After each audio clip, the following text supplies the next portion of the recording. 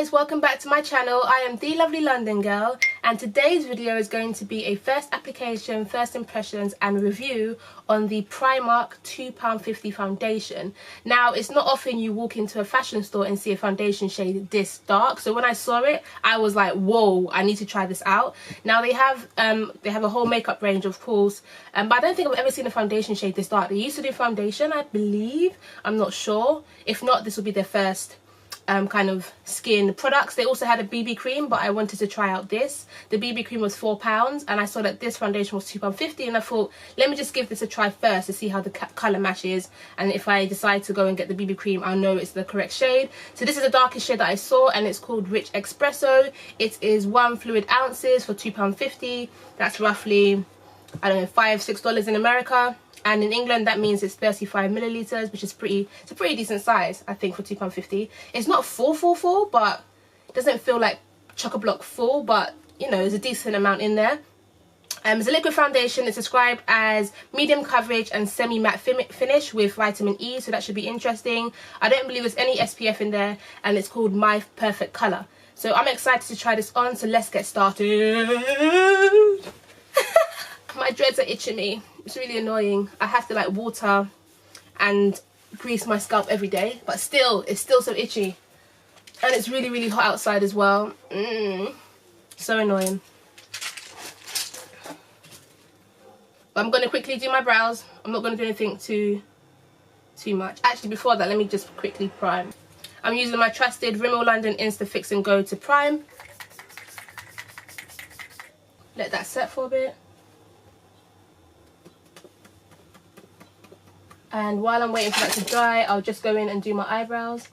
I'm not going to do anything too crazy. I'm just going to fill them in lightly and give them some shape.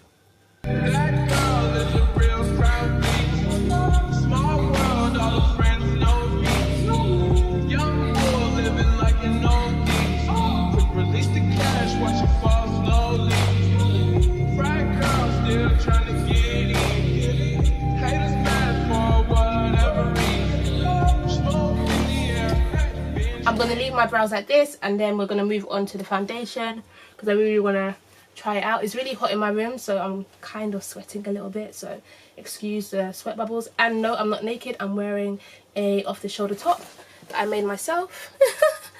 And you would have seen that in the vlog that I posted maybe like a week or two ago, and I'll leave it up there or up here so you can see that.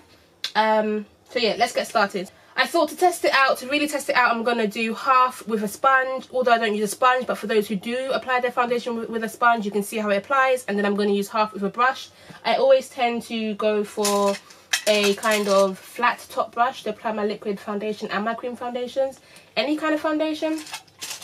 I'll go with the Real Techniques one today. And then I'm going to be using a generic beauty blender. I think I got this from Superdrugs. To do this side. So let's go. And of course I'll be testing the shade match as well as application and whether it can be built up. I don't really want to apply too much foundation, so I don't know if I'm going to test the buildability, but let's just apply. Let me just zoom you in a little bit.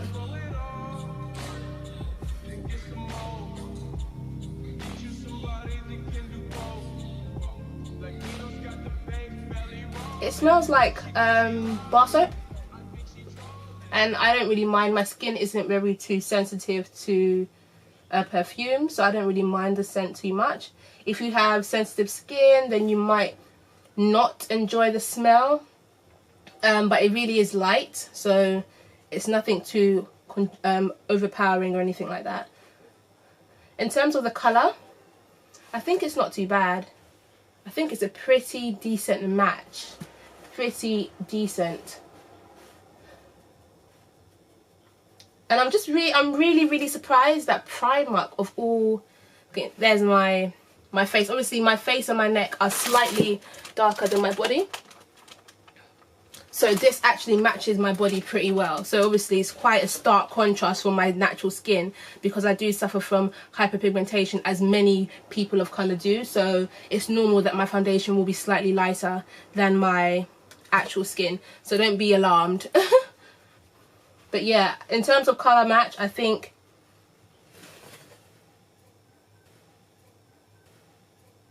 I think it's a thumbs up for the colours.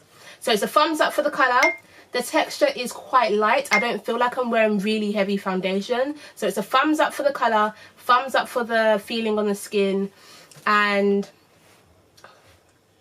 I think coverage is pretty decent as well. I definitely feel like you could build this up to make it full coverage, or just to give you an extra bit of coverage. But if you can see, I have some darkness underneath my eyes, not a lot, and although you can still see a little bit here, I think it's done well to cover up most things. But I don't even have many blemishes on my face, so I guess I can't really speak to its coverage, but I think it's pretty nice. So far, so good. And this is application with a brush. So I'm going to go on now to apply the foundation with a sponge. So let's see what happens when I apply the foundation with a sponge. I'm going to dot the foundation on my skin first and then apply and spread it out with the sponge. So let's see, and let's hope it doesn't absorb all the foundation.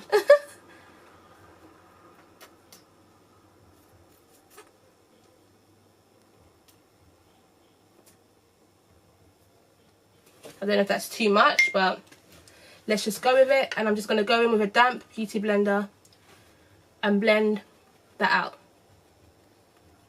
Now, as soon as I apply the foundation onto my skin, it looks very red, very cool toned, which is always a bit scary for dark skinned ladies. When we see red, it's like, no!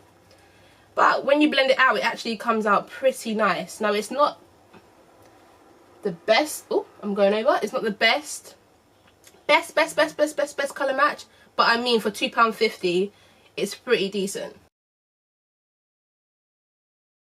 Now that's blended out pretty flawlessly, actually, I have to say. And I guess I can bring down the remainder onto my neck. I'm going to bring the remainder down to my neck just so I can blend in that foundation and give myself a more uniform look to my skin, as I am wearing an off the shoulder top, and so there's no worry of foundation going onto my clothes, because I hate that. I'm like not being disciplined and I'm using the sponge to go over on the other side, but this is basically how the foundation applied with a sponge. I think it looks pretty flawless. Again, the colour match is really nice, the texture's nice, the fragrance isn't strong at all. What else? Consistency is quite light, doesn't feel very heavy on the skin. And this is the application with a brush. I don't know if you can tell much of a difference, but I feel like this side is more dewy, it's less matte, and this side is slightly more matte, although my natural glow is still showing through. If you can see that, my natural glow is still showing through. This side is slightly more. Not a bad look, especially if you have dry skin, then this will be a good foundation for you.